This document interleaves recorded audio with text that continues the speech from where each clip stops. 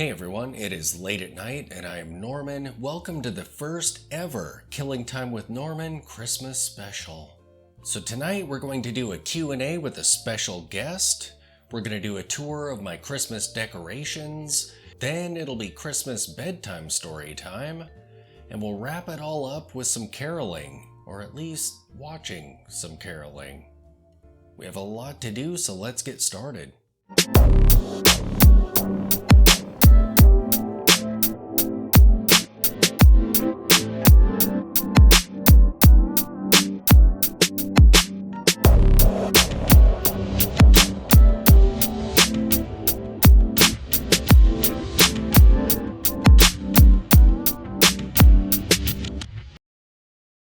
Alright, so before we dive in, let's make some eggnog. We'll begin with the good stuff. And a bit more of the good stuff. Then we'll add some Christmas cheer.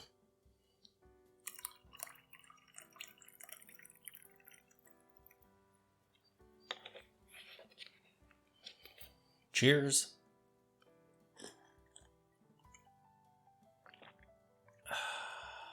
Delicious. Alright, so our special guest to do a Christmas Q&A is the Wendigo. Hey, nice nose. Are you supposed to be Rudolph? Well, I'm glad to see that you're into the Christmas spirit.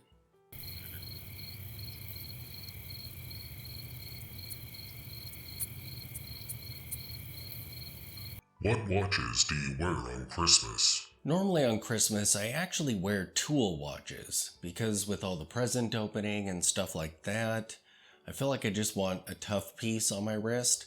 However, last year I got the pull router for Christmas/birthday, so this year I'm totally going to be wearing the pull router.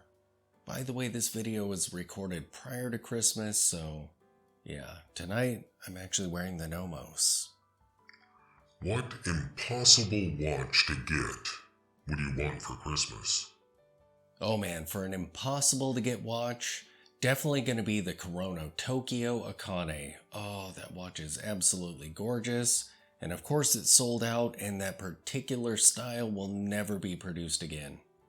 What attainable watch, if there was no price cap on it, would you want for Christmas? Alright, so no price cap at all. I would have to say a Patek Philippe Calatrava, because those are just absolutely gorgeous, or a JLC Reverso Duo Face. I absolutely love the Duo Face. It's so amazing. If she actually wore watches, what watch would you buy your wife for Christmas? If my wife actually wore watches, I would absolutely get her a Cartier Tank Americaine. I feel like tank watches look absolutely brilliant on her.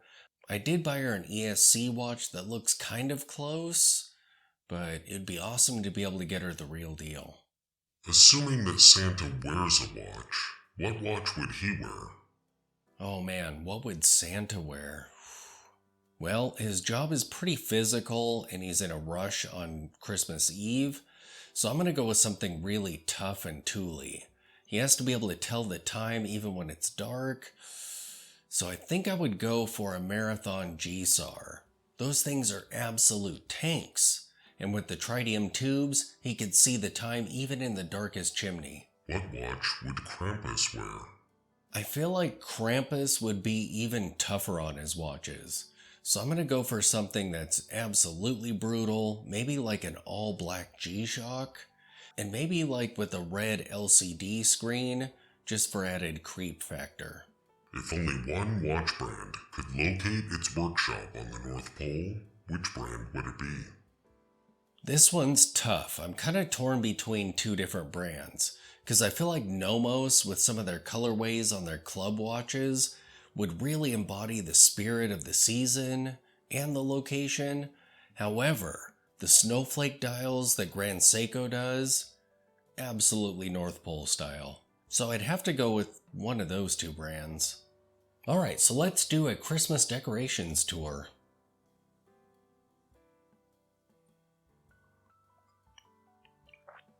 Still good. So here in the office, I just have a little tree with some cute fuzzy creatures all over it. My favorite are the bunnies. Can't go wrong with some fuzzy little bunnies. Alright, so let's check out the living room. We have colored lights everywhere. They don't really come across so well on video, but all these lights are red and green. Here we have the absolutely terrifying Santa mask that my wife's mom's grandma, I believe it was, used to put on and creep around outside the house, peeking in windows, scaring children, or surprising children. Absolutely terrifying. Here we have the tree with the vintage tree topper on it. And you can't go wrong with a Hal ornament. I'm sorry, Dave. I'm afraid I can't do that. I think you know what the problem is just as well as I do. This mission is too important for me to allow you to jeopardize it. Yes, nice. And of course we have the obligatory Krampus pillow.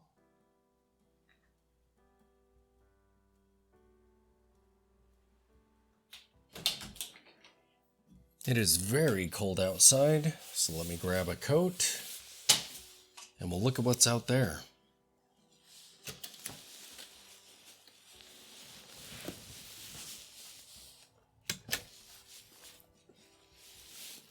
We have the fuzzy wreath.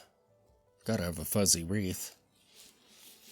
Snowflakes and red lights. Frosty waving at all the children.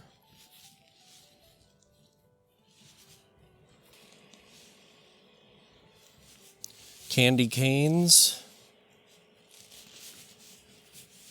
And what Christmas display would be complete without a Cecil and a flamingo?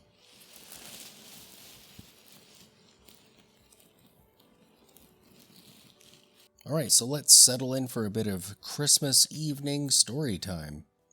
'Twas the evening of Krampusnacht, and all through the home not a creature dared stir, nor a child dare roam.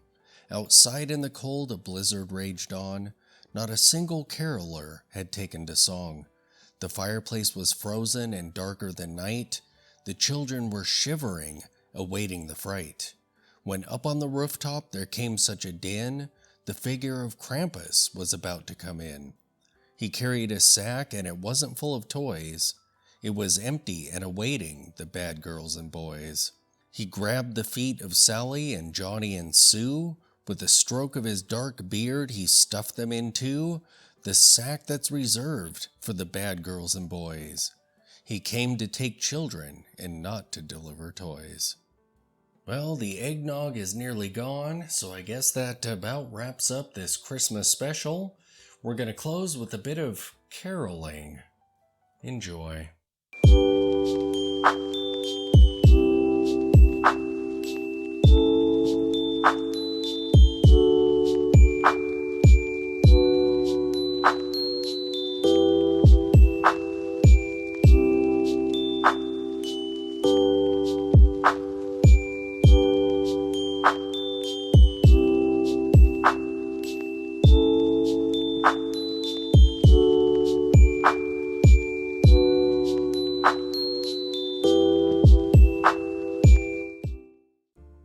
Well, Merry Christmas and Happy New Year to all of you. Thanks so much for watching this, and if you enjoy my videos, be sure to subscribe, hit like on this video, and I'll see you guys next year.